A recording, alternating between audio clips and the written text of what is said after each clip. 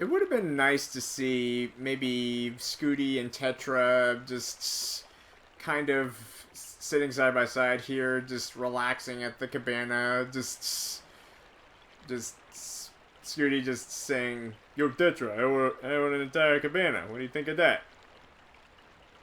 Yeah, just both of them just chillaxing on the shoreline, just drinking some coconut smoothies or something like that. Either that or just maybe during like a post-credit scene, like right before they set off to find a new land, that maybe they could have actually used the cabana to its full potential. I mean, look at this place. It's just like he could have his own private swim party here. Come on. Just try to think outside the box a little bit, wouldn't you, Nintendo? Hey, paisanos! This is TimGamer23, and welcome back to Let's Play The Legend of Zelda: The Wind Waker. So in the last part, we completed the last of the 16 sliding picture puzzles. I know, very thrilling. But we finally finished them all, so I got that out of my system. Now then. Let us take solace in the fact that we have completed the most ambitious and lengthy side quest in this entire game, the Nintendo Gallery. We have gotten every single last subject, and we've gotten Carlov to sculpt every single last figurine that place has to offer. So we are going back there to view them and actually take a look at their descriptions. That's right, we are not just having tidbits of just updates about the Nintendo Gallery. No, we are actually going to have the full Nintendo Gallery experience. The thing we've strived so much for to complete in this game. Just to see how much our efforts have paid off. Some of the sculptures, well, needless to say, will look magnificent. Carlov keeps saying that it was the best work he had done in some time. And by some time, I mean just like the other day, I guess. Okay, well, as the new manager of the Nintendo Gallery, I wonder if that'll say something on the sign. Palace of Figurines, Nintendo Gallery, membership required to enter. I'm not just a member, I'm the manager now, so let's take a look-see. So yeah, Carlov is gone. Where that fruit went off to, no one knows. But if you actually look really closely at the background, I mentioned this a while back, but there's actually some Easter eggs from other Zelda games. You can actually see the masks from Majora's Mask. You got the All Night Mask, the Bunny Hood, the Goron Mask, and the Keaton Mask. And that's not all. If you look really closely, you can actually see a model of a submarine, the Nehru statue, what the statue looked like to begin with before we placed the pearls, and also what looks like the boat of the Salvage Corps team. And it looks like there's just some paint or just bottles of just modeling clay paint or something like that. And you also got a miniature version of Windfall Island's windmill.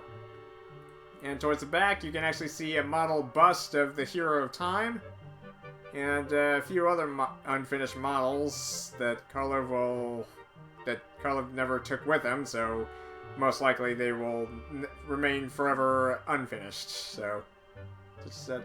Oh, and also a model of Tetra's pirate ship. Okay, so yeah, this game was more meta than we let on. So yeah, self-references to the game itself, and even a big right here. Okay, so yeah, 2 inaccessible jars back there, but we get to see some sculpting tools.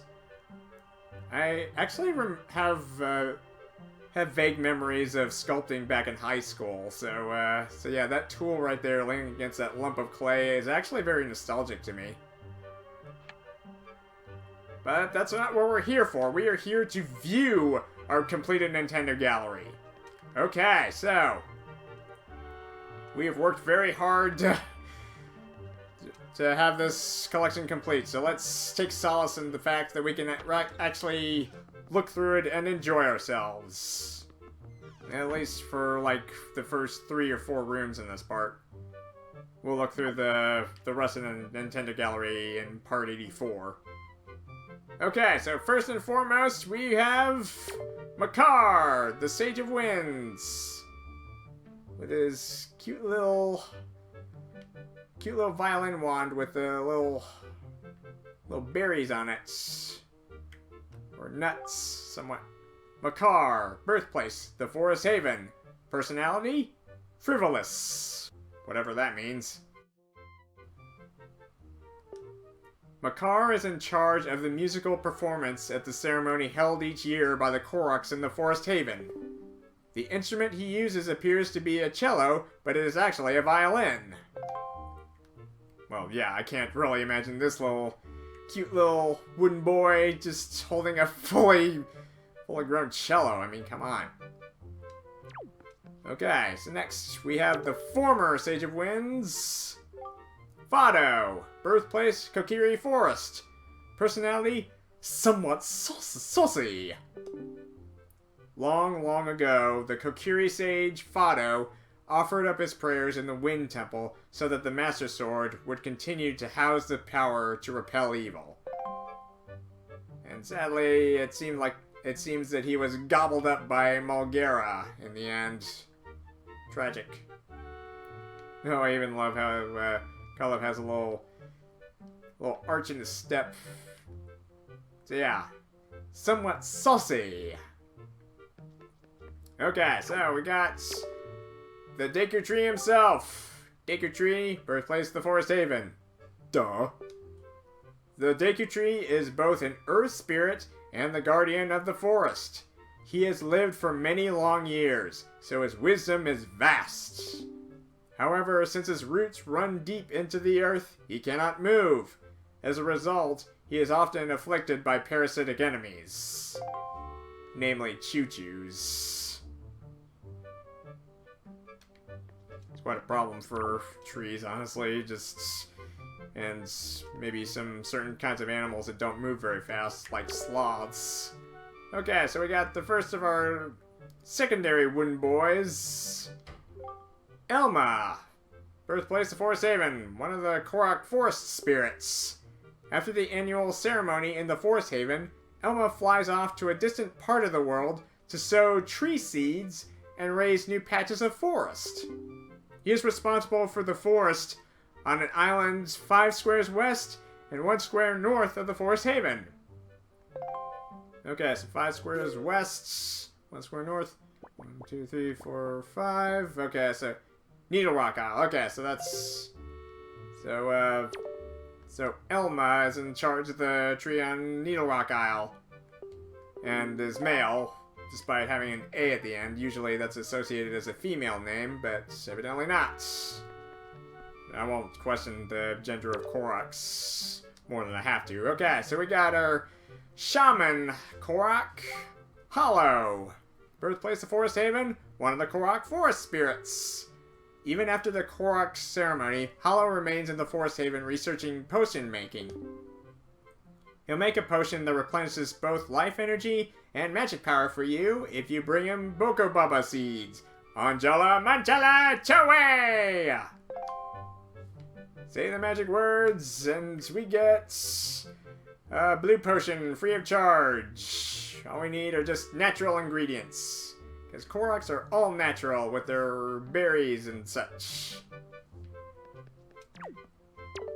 Alright, so we got another Korok with a nut between his legs. Don't say any innuendos, don't say any innuendos, don't say any innuendos! Olivio, birthplace of the Forest Haven, one of the Korok forest spirits. After the annual ceremony in the Forest Haven, Olivio flies off to a distant part of the world to sow tree seeds and raise new patches of forests. He's responsible for the forest on an island 1 square west and 3 squares north of the Forest Haven. Okay, so that would be 1 square west, 2 squares north. That would be Eastern Fairy Islands.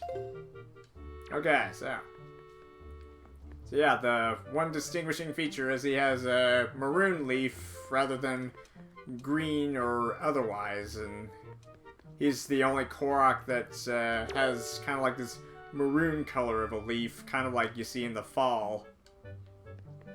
While the rest of them have just more green colored leaves on them. Okay, so here we got one that's holding a couple of little reeds, it looks like, or something like that. Drona, birthplace of Forest Haven, same as always, one of the Korok forest spirits. After the annual ceremony in the Forest Haven, Drona flies off to a distant part of the world to sow tree seeds and raise new patches of forest. He is responsible for the forest on an island 1 square west and 1 square north of the Forest Haven. Okay, so that would be 1 square west, 1 square north is Scooty's Oasis. Alright. And here's another Korok with the star leaf. And with kind of a creepy nostrils growing out of the center there. Actually, come to think of it, it looks like a scared face within a scared face. Or just like with 2 smaller eyes and a scared frowning face with his mouth wide open. Ah! Yeah, kind of like that. Roan. Birthplace, same as always, one of the Koroks. After the annual ceremony in the Forest Haven, Roan flies off to a distant part of the world to sow tree seeds, blah blah blah. He's responsible for the forest on an island 4 squares west and 4 squares north of the Forest Haven. So yeah, he travels a long ways away. Okay, 1, 2, 3, 4, 1, 2, 3, 4. Mother and Child Isles. Yeah, quite a ways to travel. Practically all the way on the other side of the kingdom of Hyrule that's flooded. Okay, so yeah, this little guy with the oblong leaf that's more oval and is it is kind of like just one eye is just kind of like raised up while the other's just in it just kind of like a what you talking about kind of face like there. Urch. Birthplace the same, one of the Korok spirits. Flies off to a distant part, blah blah blah. It's responsible for the forest on an island 3 squares west of the Forest Haven. And I do believe that would be Shark Island. So yeah, I remember this little guy. I mean, how can you forget the shape of that leaf? And look at him holding a cute little mushroom there. Wait a minute, that looks like the one from Ocarina of Time. Well, it could be. Alright, so Linder! The one who warned us about Makar's absence in the first place. I love his leaf design. It's just like a butterfly and just those little just those little calm little eyes with just a kind of wrinkle under one. Linder. Birthplace the same. One of the Korok spirits. After the annual ceremony, he flies off to just a part of the world. He's responsible for the forest on an island 4 squares west and 2 squares north of the Forest Haven. And you might recall that island is Great Fish Isle. The one with the spiraling platform all the way to the top, so yeah. Okay, so this one. Yeah, with the... It's just kind of like a... has that squinting stare that just stares into your soul. Aldo. Birthplace the same, blah blah blah. For spirits. Flies off to a distant part of the world. He's responsible for an island on an island 1 square east of the Forest Haven. That would be Cliff Plateau Isles. Alright. And last but not least, we have this, yeah, this one is like, yeah, just like, what you talking about, son? And, oh, he's got this little yellow flower on his little stubby arm. These Koroks are just the definition of cute. Oken. Both plays the same, blah blah blah. Let's get this over with. Okay, so flies off to this part of the world to sow tree seeds. He's responsible for a forest on an island 4 squares west and 5 squares north of the Forest Haven. And that would be the furthest of the furthest, all the way up on Star Island. Okay, so that'll do it for the Koroks and all the former denizens of the Forest Haven, and now we go on to the sculptor himself, Carlov. Alright, so yeah, just quick look. I think he's wearing a toupee or something. Carlov the sculptor. Birthplace unknown. Occupation Nintendo Gallery Master. Former Nintendo Gallery Master at this point. With unmatched talent, he is the world's greatest sculptor. It's said the reason he won't let anyone watch him sculpt is because he does so in his underwear. Okay, yeah, that all tracks. Definitely wouldn't want anybody to notice you're sculpting in your underwear now, would you?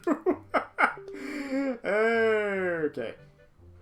Lately, his club has been losing membership because he hasn't done anything quote-unquote cool with it. But as long as Scooty hangs around, everything will be alright. More than alright. I basically cleaned you out and you had to leave and find another purpose. So yeah, I sculpted in his underwear. TMI. I did not need to know that. Okay, so we got his nerdy assistant with a tote bag with an Octorok on it. I pointed out that detail earlier. But yeah, it is a cute little detail. Okay, so Manny, birthplace Windfall Islands. Favorite thing, figurines. Okay, so this guy comes from Windfall. And I kind of hope that some of you people don't find my voice I gave him offensive with Just a little bit of a lisp and just this kind of nerdy aspect. Anyway, he used to always sit at home and rarely go outside, but his passion for the Nintendo Gallery kept him moving, and he finally earned membership in it. Great, just a typical nerd with just a tote bag. Sure, I guess if he can become a member, anybody can become a member. Alright, so that was the Forest Haven portion of the Nintendo Gallery. Not the most exciting, but we'll get to the good stuff. In here, in the second room, with the Dragon Roost members. The Dragon Roost denizen figurines. Alright, so... Oh, and Manny's here too. Okay, so... Just speak with him. Hey! Ooh, hey, wow! What kind of figurine are you after? Dude, I already got all the figurines. If you have a picture box, you can get as many figurines as you like. Yeah! Wow! This place is like paradise! Yep, it certainly is. Okay, so we start off our Dragon Roost room with, of course, the lovely Medli. Okay, Medli, birthplace, Dragon Roost Island. Personality, serious and sincere. Medli is Valoo's attendant, and as such puts incredible effort into everything she does. Even so, there are times when she seems to be spinning her wheels. I know that feeling. Her greatest treasure is the harp that she carries on her back. A detail that should have been pointed out earlier in the game, because for those of you not paying attention, would have just been traveling in circles trying to find the new Earth Sage when we needed to open up the Earth Temple. But I digress. Okay, so here we have the ghost of extinct tribe, unfortunately. Tragic. Laruto. Birthplace, Zora's domain. So yeah, just a grim reminder that nobody was safe from Ganon's wrath back then. Not now, not ever. Long, long ago, the Zora sage, Laruto, offered her upper prayers in the Earth Temple so that the Master Sword would continue to house the power to repel evil. So yeah, she's basically the former Earth Sage, obviously. A fish woman was the Sage of Earth, honestly. That's pretty confusing. Why wasn't she crowned the Sage of Water? That seems more appropriate, don't you think? Yeah, well. Oh, and I also didn't talk about her crown, just in the shape of a shark with just gnarled teeth. It's just, ooh, that looks like a stunning detail. Okay, so next we have Kamali. Before and after. Kamali, birthplace, Dragon Roost Island. Personality, Mama's Boy. Well, I don't think he's so much a Mama's Boy anymore. Kamali had very little confidence in himself and thus closed himself off from the world outside his tribe's eyrie. With just a little help from Scooty, though, he has regained his confidence and has at last begun to show signs of being a confident and mature Rito adult. Yeah, just look at him with that little flower he was going to offer Medli. Yeah. Fortunately, thanks to the ending of the game showing us that Medli and Makar, after we defeated Ganondorf, can continue out their lives, their ship, the ship of Kamali and Medli, is a very valid possibility now. Oh, and I forgot to point out the one with him just holding the pearl. Oh, and also, look at the back of his head. Before he got his scale from Valoo, the back of his head was just dark brown, but once he got his wings, his head is now full white. True symbol that he is a true Rito now. And what's a son without his father? Ooh, I love the design on his front tunic. Or, not a tunic, but just, I don't know what those things are called, but still though, yeah, look at this. So yeah, the Rito Chieftain. Rito Chieftain, birthplace, Dragon Roost Island, head of the Rito tribe. The Chieftain is a very gifted leader who is adored by his people. Due to his position, he must be strict with his relations. But as with any father, he worries about his son. Of course. Okay, so let's check this one. Oh, this one looks paranoid out of his mind. Kogoli, birthplace, Dragon Roost Island.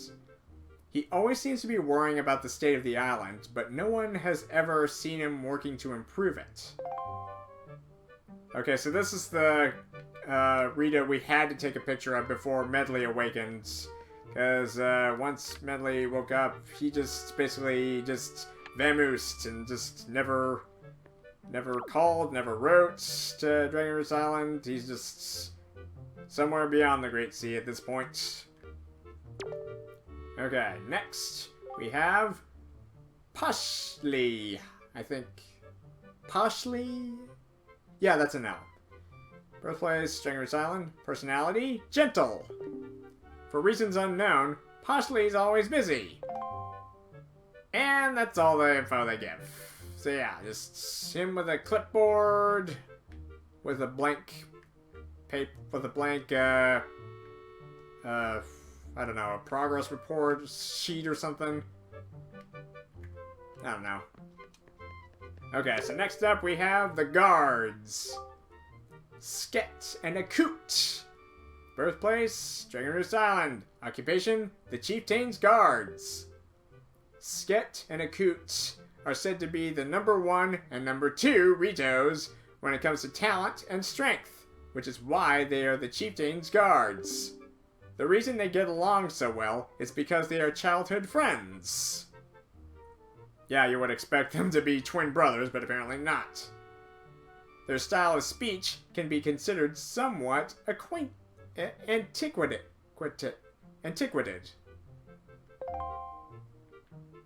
So yeah, these two are basically the Thing 1 and Thing 2 of the Rito tribe. Something like that. Okay, so yeah, just look at the markings on their faces. Okay, so here we have, I guess, one of the postmaster, I guess, Kaboli. Birthplace, Windfall Island. Occupation, mail sorter. Okay, so not postmaster, but just mail sorter. He's his occupation is most likely the head mail sorter. Kaboli is the 3rd generation in a family of postmen, but rumor has it that an ancestor of his is an age gone by was also a postman. But rumor has it that an ancestor of his in an age gone by was also a postman. Actually, come to think of it, if you take a look at his face, that looks almost like... Yeah, exactly, that's Postman from Majora's Mask. So yeah, this Birdman's great ancestor was that Postman. At least that's how I speculate it. Okay. Oh, hey, dude, man! The big blue tattoo. Beto. Birthplace, unknown. Personality, earnest. Beto is very earnest when it comes to mastering a job. He often misses his mother and gets homesick, which can be quite hard on him. He wants to be like Scooty. Yeah, just keep it up, man. Don't give up, man. You're the best, man. That's basically all I've got for him. Oh, whoa. It's snail mail much? You can see a symbol of a snail on his back. And ooh, I'm loving the striping tattoos on his body. Just like they're half... They kind of resemble Sheikah eyes in some way. I wonder where he got those. Anyway, let's move on to another guard. Hushkit. Birthplace, Dragon Roost Island. His biggest worry is getting a present for his girlfriend. He looks quite easygoing, but he's always thinking of his girlfriend. He values his friends tremendously. Okay, so Hushkit was the guy we had to give 20 golden feathers to for his girlfriends. Yeah.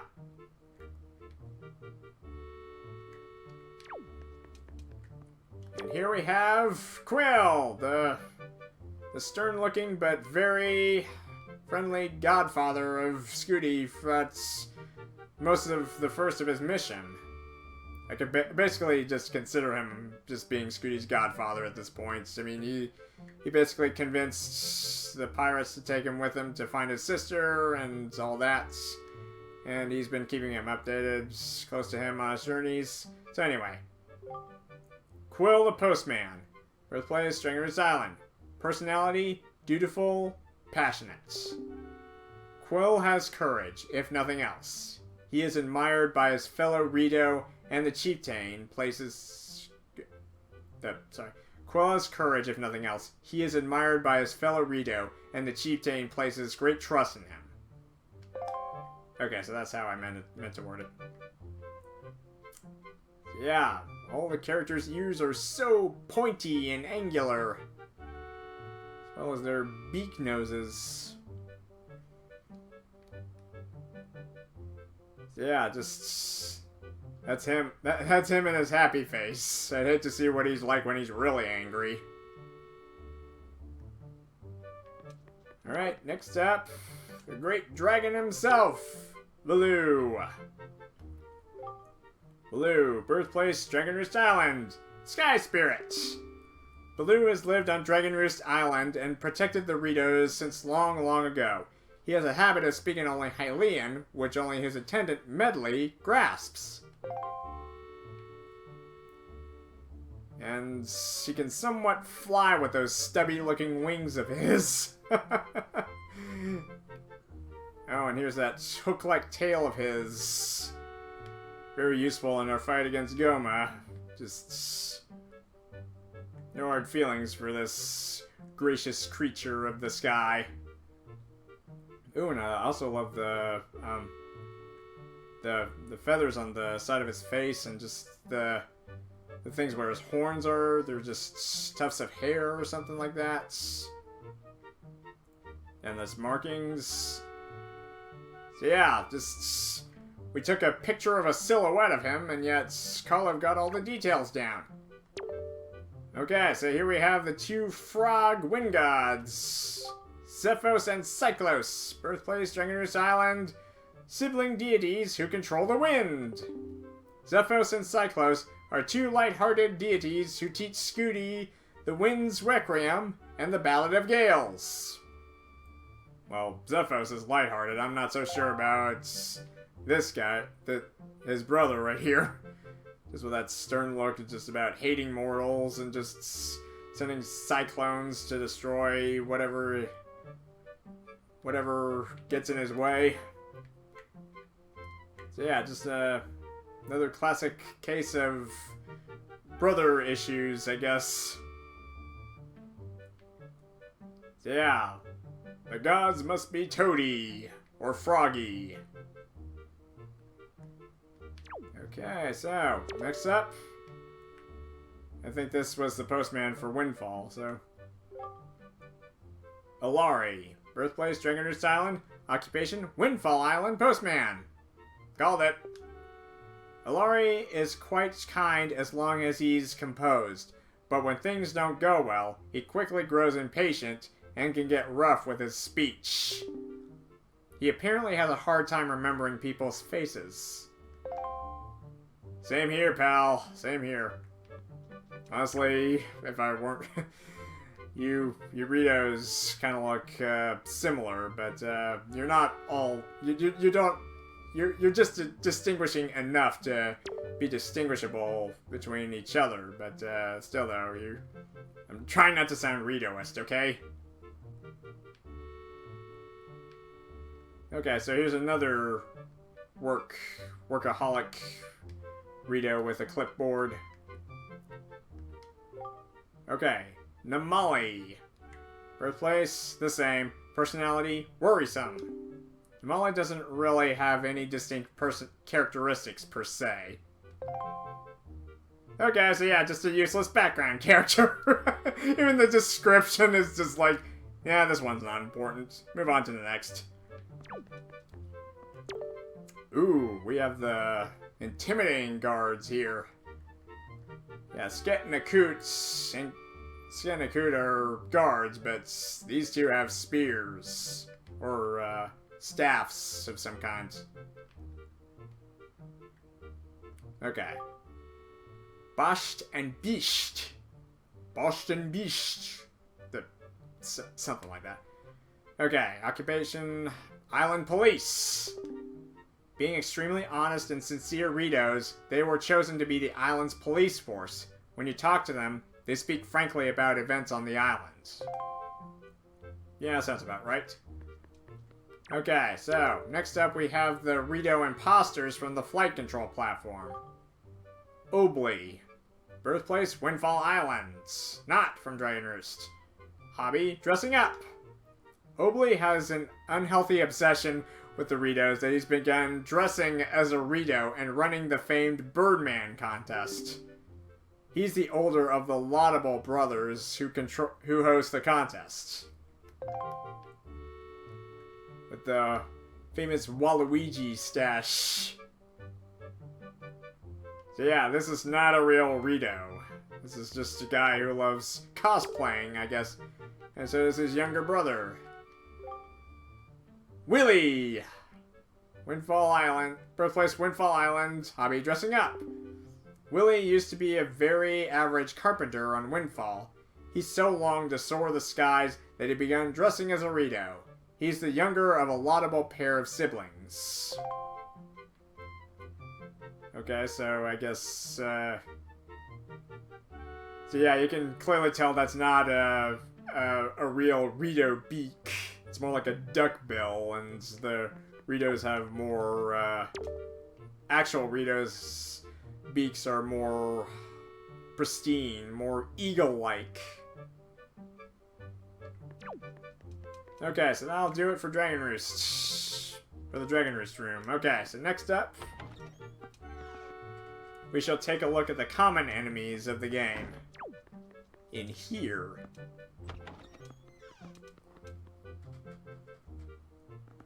Alright, so, you want to know more about Pose, you want to know more about Magtails, want to know more about Bokoblins, and Boko Babas and Chuchus? Well, this room has it all. Okay, so, first up, Floormaster, Habitat, Forsaken Fortress. Personality, surprisingly lonely. Oh, so that's why it grabs intruders and hauls them into its black void. It's not evil, it just wants company! These creatures use their long hands to grab their victims, which they then yank into another room. They occasionally grab nearby vases and throw them. Yeah, I mean, if they have nothing else to grab, they just have to grab something. Okay, so they're cute little red... So there's our red hot, one-eyed, red hot, multi-legged people greeter. The Magtail. Habitat, Dragon Roost Cavern. Weakness, water. Adoy. His creatures are covered in a hard exoskeleton that not even the searing heat of lava can penetrate. Their eyes are their only weakness.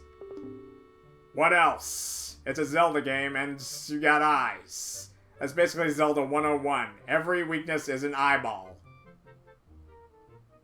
Magtails can be picked up and carried around when they are rolled into a defensive position. So yeah, they double as a volcanic centipede into a pill bug of some kind. Alright, the bats. Keese and Fire Keese. Or Keese. I don't know, I just like pronouncing them Keese, just to keep things fancy. Habitat, Dragon Roost Cavern. Least favorite thing, projectiles.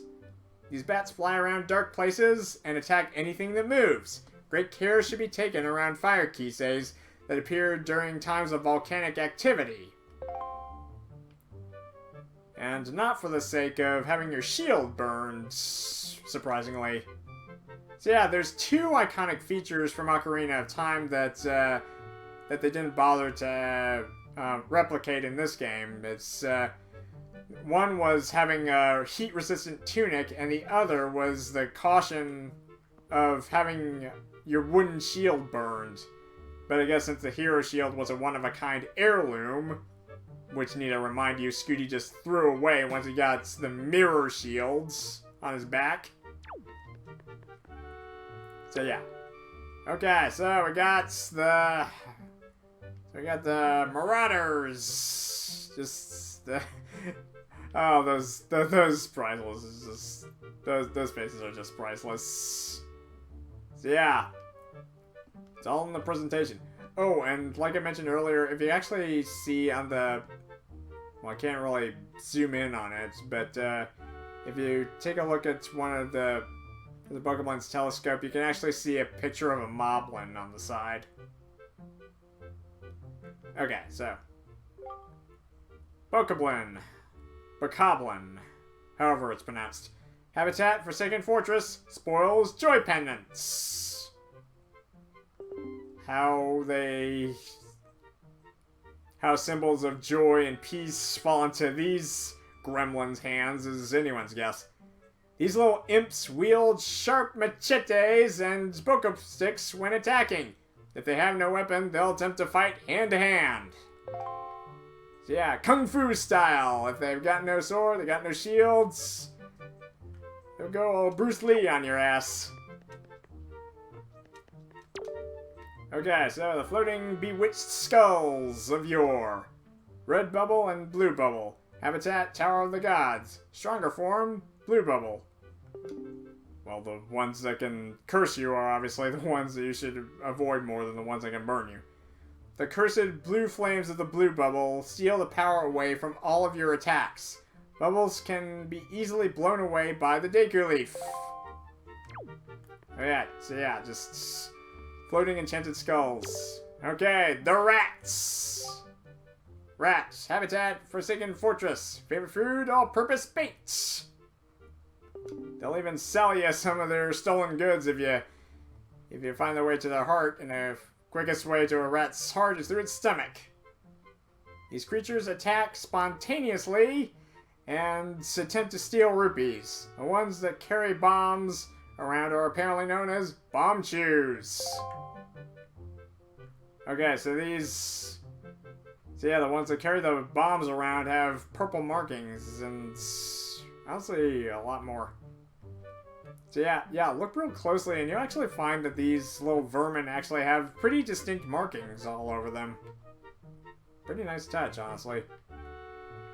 So yeah, apparently there are bomb chews in Wind Waker, they're just the live kind. Okay. Feed me, Scooty! Okay, Boko Baba, habitat, Forbidden Woods. Spoils, Boko Baba seeds. Feed me, Scooty, feed me all night long. Sorry, couldn't resist. These creatures that mimic Baba Buds attempt to swallow anything that comes near. Defeat them by stunning them with a jump attack and then cutting their stems. Or better yet, just boomerang them away, mate. Okay, so yeah, look at their markings on these guys. Okay, so yeah, so live Boko Babas have kind of like this red plumage, while dormant docile buds that you can jump into have more purpley pink petals.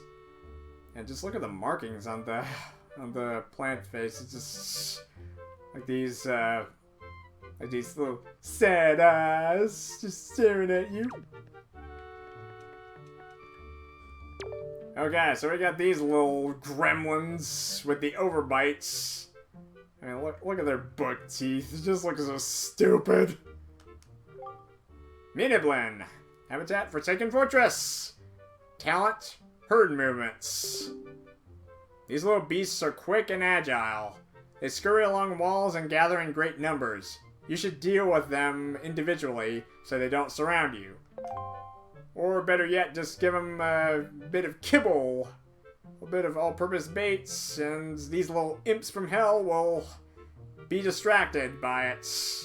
They'll just gobble up the little morsels. Okay. Gooey, ooey, gooey choo-choos. One of each variety. You got red, you got green, you got blue, yellow, and the dark ones. Take your pick. Choo-choo. Habitat varied. Spoils, chew jelly. There are choo-choos of many different colors, all with their own distinct characteristics. In general, they are most susceptible to projectile weapons. Some of which you have to have projectile weapons or else you get zapped. Zappity zap zap. And shine a little light on these dour-looking ones with the eyes that can steal your soul.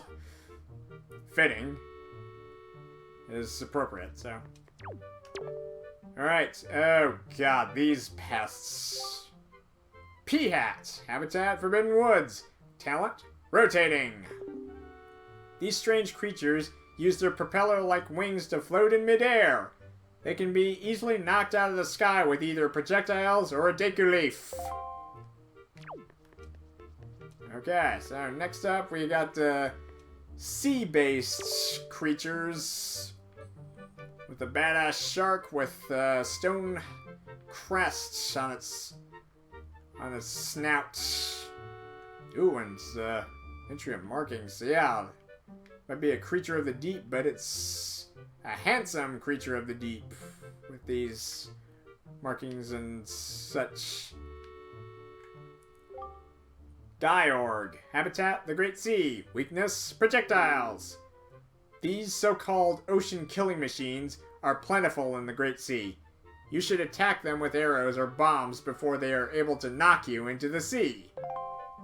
Or you become a shark's next meal, obviously. Octoroks. An Octorok! You're so hungry you could practically eat one. Okay, so yeah. Wow. Well, look at the designs on these things. Oh, and the swirling effects on the tops of their head. Well, on the tops of the freshwater variety. The seawater variety just carries this crown of spikes like an urchin. Octorok. Habitat, the Forest Haven, the Great Sea. Winner of the Perfect Attendance Award. So yeah, there's kind of an in-joke that this is the creature that has appeared in every single Zelda game. When approached, these creatures tend to hide in the water. They can easily be defeated by reflecting the rocks they shoot with a sword or shield. So yeah, that's just kind of an in-joke there about the Perfect Attendance Award, because Octoroks have starred in every single installment of The Legend of Zelda from the first one to the present. And that includes later installments, like Skyward Sword and even Breath of the Wilds and Tears of the Kingdom. Okay, so we got the infamous Peahats. Oh god, these things irked the hell out of me. Peahat. Habitat, the Great Sea. Weakness, projectiles. These tremendous flying fish can be found only on the Great Sea. They tend to ram ships to knock their prey into the sea, so it is best to attack them from a distance. Oh, so they're a breed of fish? Great. Of flying fish. Okay, so their markings are still very colorful and wondrous to look at. Okay. Oh, the winged buzzards with the plumage that mimics the Helmarok King. Korok. Habitat, Dragon Roost. Spoils, golden feathers. These fierce and dangerous opponents often carry Bokoblins and Moblins into battle. You can use your grappling hook to steal their golden feathers. I know from experience that works. Okay, last row. Ooh, the statue with the fashionable feminine pose. Armos. Habitat, Tower of the Gods. Vulnerability, arrows. These small statues shift into autopilot and attack prey. Shoot them in the eyes with an arrow and silence them. Then destroy them by hacking their crystal backs. Okay, so yeah, just look carefully at the designs on the circumference of them. Ooh, and look at the glowing eye, just with just those strands of neon glows to them. Or something like that. So yeah, Manny's not the only nerd of the Nintendo Gallery here. Armos Knight. Habitat, Tower of the Gods. Vulnerability, bombs. You want it? These auto-homing statues were created to deter intruders. To destroy them, you must toss bombs into their gaping mouths. Oh, look at how scrawny their little hands are compared to their massive maws. And they have the wicked mustache of Wario. They even have his iconic pink nose. Yeah, you're right. Wario still wears it better. Ooh, and look at the glowing eye there. So yeah, they're quite menacing by first glance, but if you take a closer look, you can actually see that a lot of detail went into them. Ooh, and even the swirl marks on its supposed beard, I guess.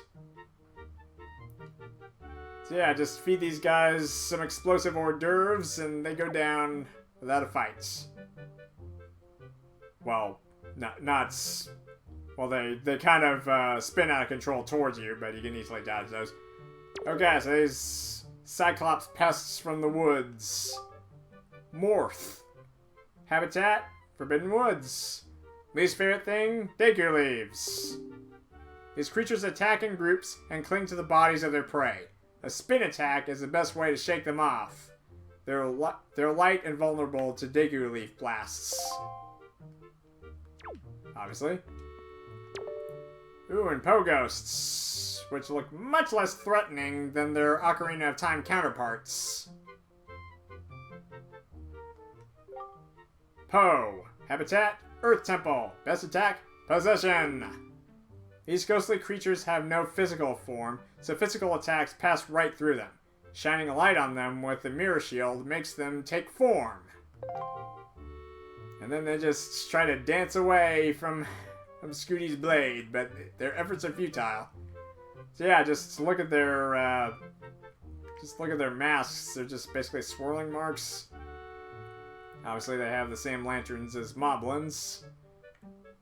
So yeah, they're much more silly than their sinister Ocarina of Time counterparts. So yeah, just kind of like how this one just kind of floating downwards, trying to swoop down onto unsuspecting victim.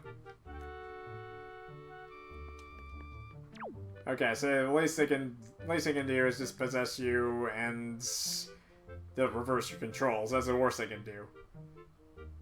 And last, but certainly not least, the undead screeching zombie. The thing of nightmares. Re-dead. Habitat, Earth Temple. Least favorite thing, Mirror Shield. These undead creatures live only in the darkest depths of the earth. Their icy cold gazes paralyze their victims with fear. Try to attack it from behind.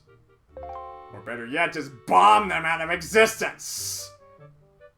So yes, just look at those eyes. And, ugh, that mouth! Ugh, it's just a figurine, but already it's starting to freak me out. But I will give it credit for its sense and fashion with those earrings. Yeah, it's just this unnaturally skinny abdomen. There's nothing there. So yes, we don't want to look at this thing too long. Just, ugh. Okay. Okay, so I think that's pretty much a good stopping point here. Let me see how much we got in the next room.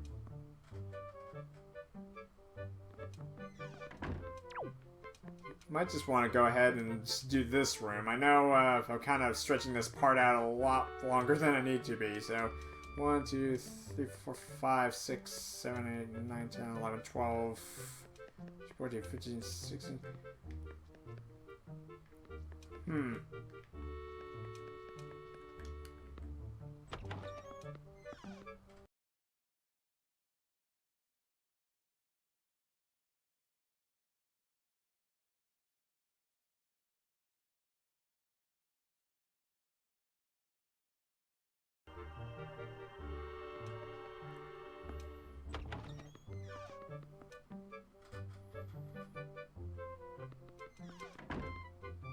You know what?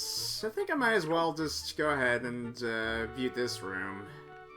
I mean, just fresh out of, I mean, while we're looking at monsters, we may as well look at Ganon's army. So, let's see, there's 1, 2, 3, 4, 5, 6, 7, 8, 9, 10, 11, 12, 13, 14, 15, 16, 17. Okay, so there's 17 more figurines, so this part's gonna stretch out for over an hour, but,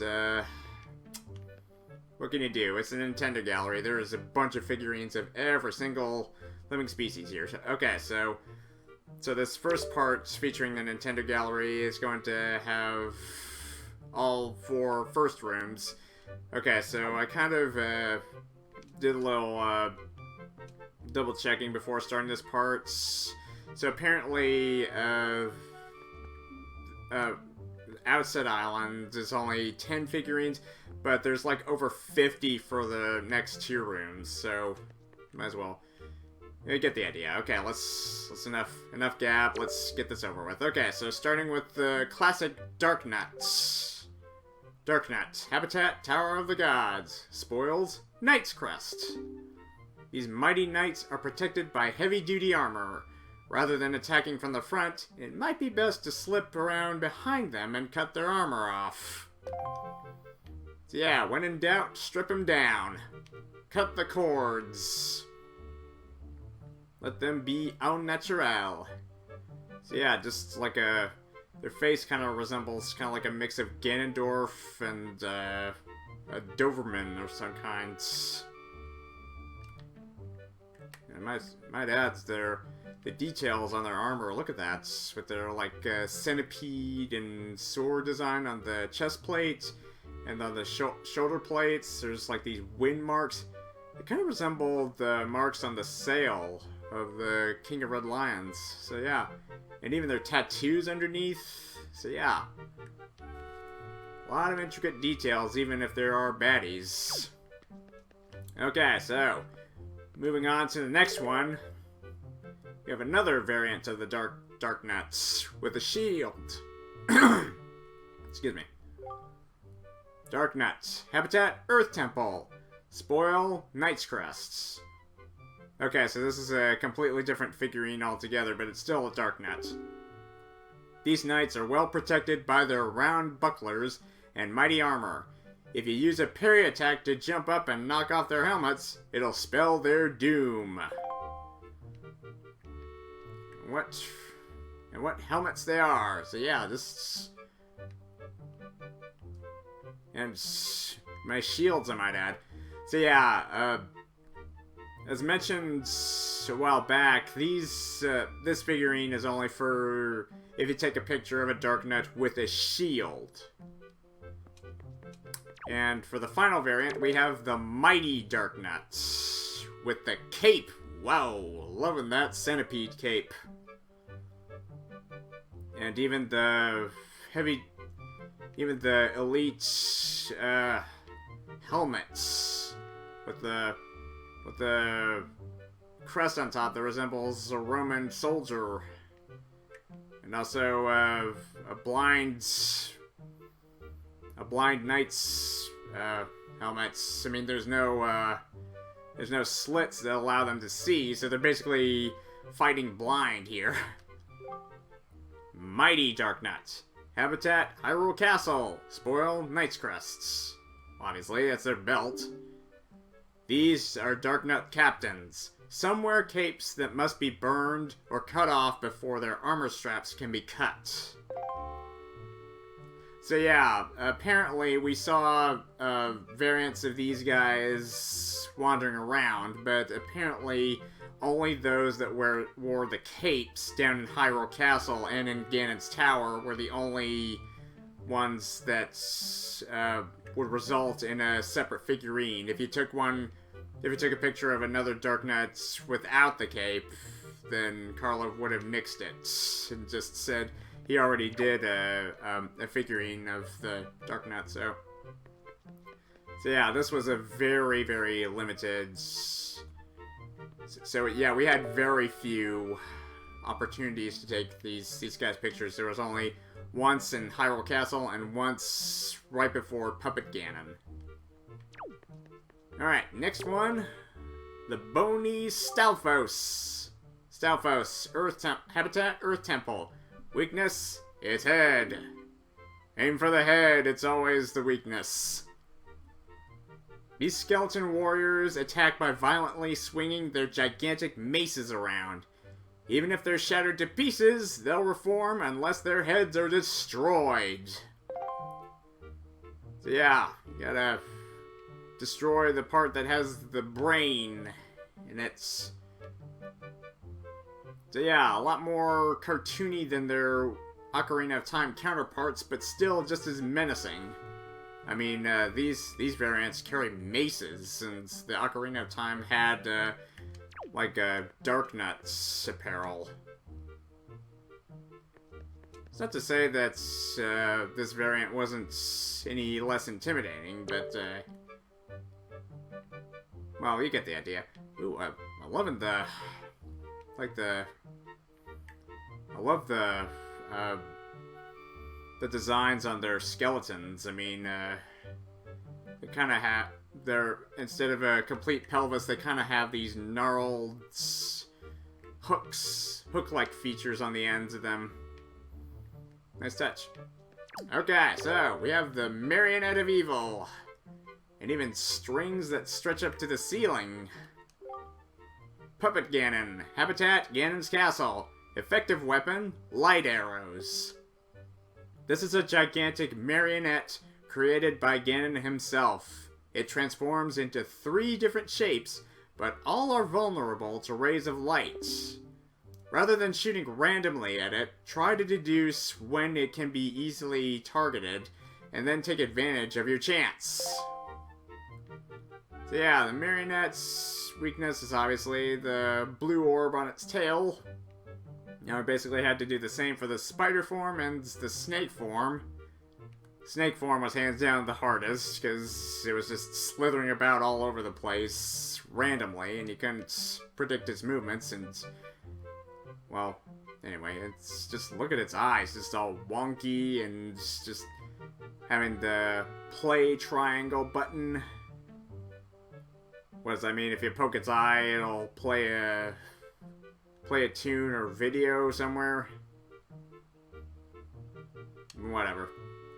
But yeah, it's kind of a shame that this is the closest we got to an actual Ganon fight. What I mean is the beast form of Ganondorf. But, whatever. Ooh, and here's Mulgara from the Wind Temple. Okay, so yeah, for the longest time as a kid, I thought the designs on the tips of its lips were its eyes, but apparently it's these. If you look real closely, it's the green over here that's its actual eyes. So yeah, that just kind of makes it. Yeah, with the bulges in its kind of between its neck and its lips, those are its real eyes, so it just kind of makes you wonder how it sensed its prey, but maybe it was due to its, like a real snake, it senses vibrations in the sand above it. And it even has gills, so yeah, just look at those gaping maws, and its... Oh, and even Carlov created some models of its offspring. Appropriate. Mulgara, Protector of the Seal. Habitat, Wind Temple. Effective weapon, Hookshot. This evil guardian burrows deep into sand. Use the hookshot to draw out its tender tongue, then slash at it with your blade. So yeah, props to Nintendo for actually having a boss's weakness that's not its eyes. As a matter of fact, I don't remember any other Zelda bosses that actually have its tongue as its weakness. But I digress. Okay, so... Alright. Kalidemos. Oh, with Makar on the end, wow. So yeah, the mean green mother from outer space. Well, not really. It's more of a blue mother, but yeah, it's just like a frizzed up piranha plants or some kind.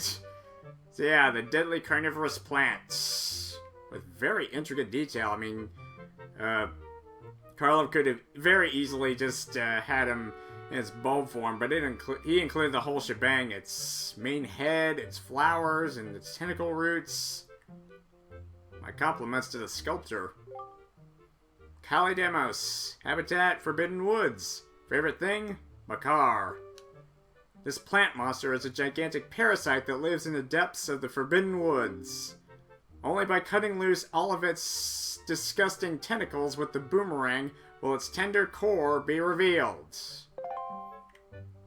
And you can obliterate that core in one fell swoop with some forest water. Oh, and here we have Goma. So yeah, apparently the only opportunity we had to take a colored pictograph of this monster was in Ganon's Tower when we refought all of the bosses that we faced. And even though he was technically in black and white, Carlov still accepted it. So yeah. Thank the gods for that. Goma. Habitat, Dragon Roost Island. Effective weapon, grappling hook. Grappling hook! This gigantic shelled insect inhabits areas of lava and magma. The only way to penetrate its hard bio-armor would be to drop an entire sheet of bedrock on it. Don't you mean this gigantic shelled arachnid? I mean, it resembles a scorpion, so it'll make more sense. So yeah, dropping an entire sheet of bedrock on it, courtesy of Valoo's tail. So yeah, we never got to see the bottom part of its abdomen. So yeah, it includes a intricate tail. And yeah, just look at the volcanic segments on its body. And ooh, even on the legs, you can, if you look closely, you can see pockets of magma within its joints. So yeah, this is what Goma actually looks like in normal light, instead of inside a volcano. Nice. Okay, so we have the multi-eyed demon of the deep. Big Octo. Habitat, Great Sea. Effective weapons, projectiles. Some projectiles work better than others, I will admit.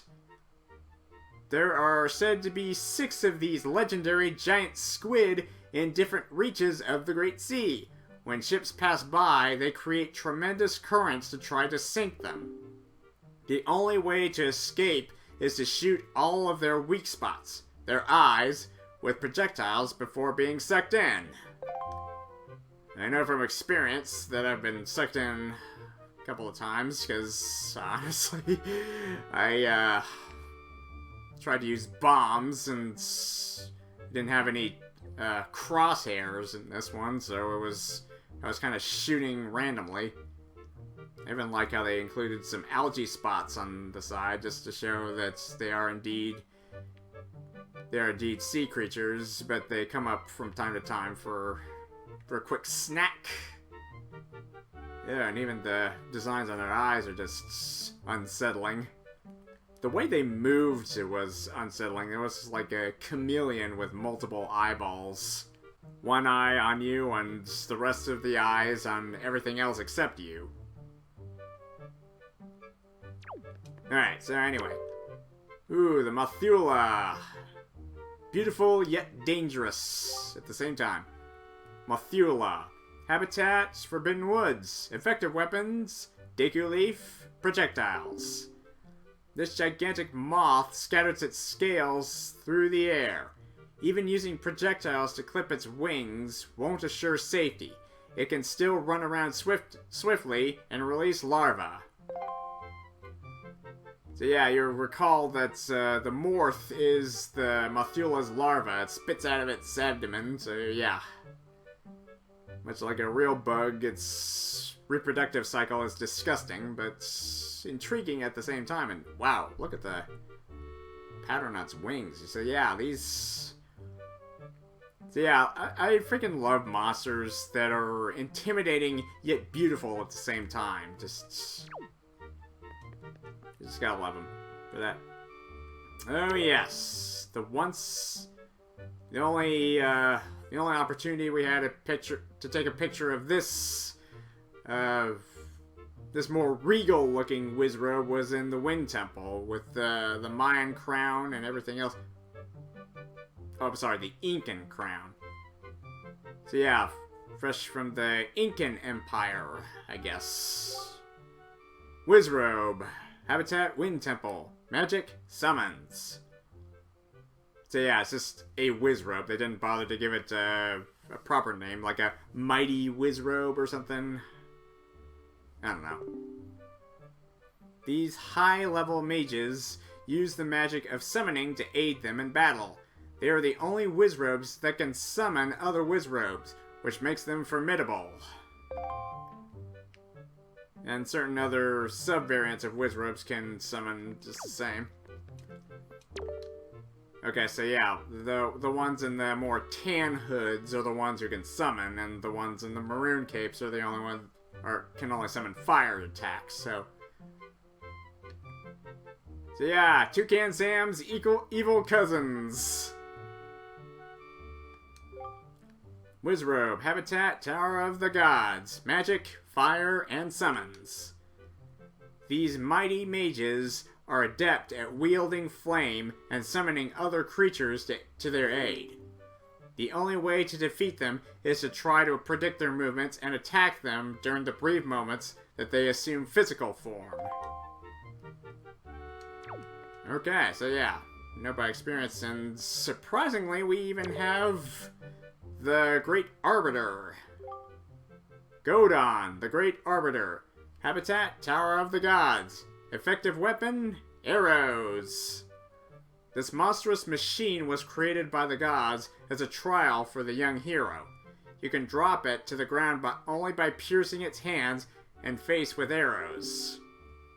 Once it has fallen, you can defeat it by immediately tossing a bomb inside it.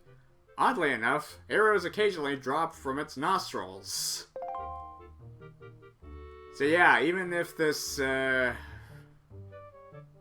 figurine is included among Ganon's army, I mean, this is the title of that room, Godon wasn't technically part of Ganon's army per se. He was a boss, but he was more like a trial for the hero.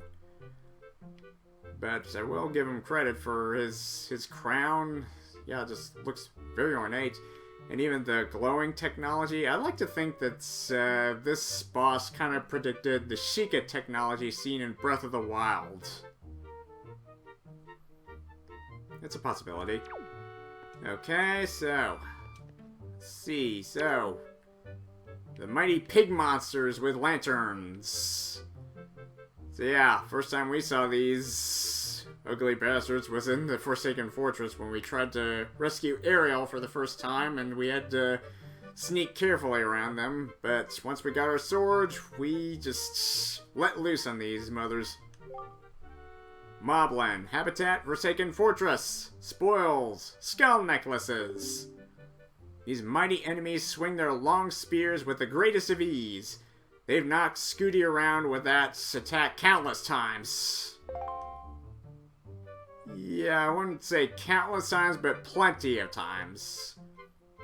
But still though, just look at their tattoos and the designs on their back. Yeah, just with their skull necklaces. So yeah, the themes of skulls in this game are more goofy looking than scary looking, but still though, it's Wind Waker. It's their style. So yeah, I kind of love how they just let loose with their maws and their jowls just hanging loose like that, and even their big ass lips. So yeah, they really let loose with the ugliness yet coolness of these monsters. And speaking of cool, badass monsters, look at this one. Phantom Ganon. Phantom Ganon. Habitat, Forsaken Fortress. Effective weapons, light arrows, and the Master Sword. This is a phantom that Ganondorf created in his own likeness. Use your sword to knock back the balls of magic that he hurls, then attack him when he's stunned. Actually, you can also use empty bottles to deflect his magic attacks. So even Carlov knew about that little thing. Okay, so yeah, sadly I never got a chance to use empty bottles to actually use his attack, but here's hoping for better luck in the second playthrough. Or in the HD remake, whichever comes first. Okay, so yeah, look at this. Look at the design on this version of Phantom Ganon. A lot more cool looking than the Ocarina of Time version. I mean, Ocarina of Time was just basically a carbon copy of Ganondorf with just a mask. This one is an entire shadow being from beyond. Look at the blackness and the blue outlines. Yeah, ghastly, menacing. Love it. Okay, so. Oh yes, Big Fat and Pudgy Jalhala. As I like to call him, the rotund assembled apparition. Jalhala, protector of the seal. Habitat, Earth Temple. Underlings, pose. This gigantic ghost rules over all pose. After reflecting light onto it with the mirror shield, you can lift it and throw it around. Provided you have certain bracelets on your wrists. If you just had regular strength, I doubt you could chuck this huge ball of protoplasm around anywhere. For the longest time as a kid, I always thought that the swirl marks on the sides of its masks were its eyes, but apparently the slits in between it are its real eyes. The little blue markings with the yellow dots. Yeah, those are its real eyes. And, obviously its mouth. So yeah, it's just basically with pudgy cheeks, it looks like. So yeah, from a distance, it looks like the swirl marks are its real eyes, but as a kid, that's what I was thoroughly convinced it was, but apparently it's not. And it's pristine lantern. It's mostly from Chinese influence, it looks like. Or Japanese influence. I mean, this is a game from Japan, obviously. Oh yes, the bird monster that started everything. The monstrous Helmrock King. Habitat, Forsaken Fortress. Master, Ganondorf. The winged servant of evil. The Helmrock King is a monstrous bird that has been fitted with a mighty steel mask. Once the mask has been split with a hammer, its tender beak will be revealed. Don't you mean tender crest will be revealed? I mean, that was basically its weakness. I mean, if you look closely behind the head, you can see it right there. So yeah, beautiful markings, beautiful plumage, but this winged vermin was the very thing that started everything. It kidnapped Ariel, and even chucked Scooty into the dark sea. But he got back up and he tried again. And its defeat was well worth it. And last but certainly not least, the Great King of Evil himself. Ganondorf. Base of operations, Ganon's Castle. Effective weapons, light arrows, Master Sword. The possessor of the Triforce of Power, Ganondorf controls many fell beasts. It is useless for Scooty to try to face him alone. He must look for an ally who can aid him in battle. Exactly. Ooh, and you can even see the marking on the back of his hands. So yeah, the possessor of the Triforce of Power. Formerly. Now that he's dead and turned into a lifeless statue at the bottom of the sea, I don't really think he'll be needing that anytime soon. But yeah, I honestly love the design they gave him with in Wind Waker. I mean, just looking on the back of his robe, just like this smiling. I don't even know what that is, but it sure is cool looking. And just the markings on its robe. So yeah, and with evil claws trying to grab balls of energy, kind of like yeah, just like a evil lust for power. Just I must have that. I must have that ball of energy, which symbolizes great power. And I even love, can't really see, but you can see the emblem in his forehead. Kind of matches with this emblem on his chest, like a brooch or something.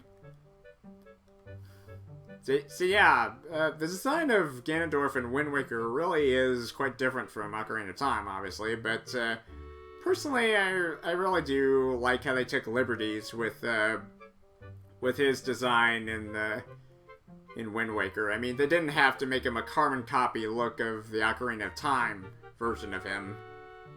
I mean, times have changed, and he's really gotten fatter, honestly. A lot fatter than the Ocarina of Time. So yeah, just look at those markings on his belly, and just this robe. So yeah, just as evil and menacing looking as he was long ago in the era of the Hero of Time. But still different enough for the Hero of Winds. Okay, so that was Ganon's army. So yeah, gargantuan burrowing sandworm, multi-tendrilled carnivorous plants, gigantic volcanic arachnids. So yeah, we basically seen everything. So Marionette of Evil. Honestly, those are all just subtexts that I just gave the monsters, just out of pity, honestly, because unfortunately, unlike other Zelda games, which gives the bosses their names in a grand text and even a subtext of their descriptions, this game doesn't have that. Okay, so yeah, Ancient Automated Arbiter. I really wish they gave these bosses their respective names and grand text, and also just texts of describing what they are. It just seems like a regular missed opportunity for the bosses here. Okay, so that was really a lengthy part. So we got the Forest Haven, Dragon Roost Island, common enemies, and Ganon's army. So 4 down, 3 to go. So yeah, obviously Windfall Island is gonna have the most figurines. Is the most densely packed with figurines. And the Great Sea also has plenty of figurines. So Asset Island thankfully has the least amount. There's only like 10 of them in here, or something like that. But anyway, we shall continue the Nintendo Gallery in the next part. So thank you guys for watching. Please subscribe, and if you would leave a comment and or like, that would be most appreciated.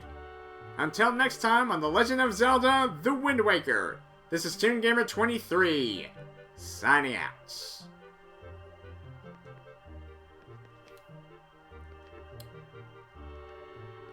So yeah, looking back on all these figurines and all these characters that I've taken pictures of, it just all sends just a sense of euphoria. Just how many creatures, enemies, and even friends we've met along our journey. It just gives you a real sense of the grand scope of things, of how much Scooty has seen, how much he's accomplished, how much he has done to become the hero of winds we see before us today. And we're still not through yet. We still have a little bit. We still have 3 more rooms and then Nintendo Gallery to explore.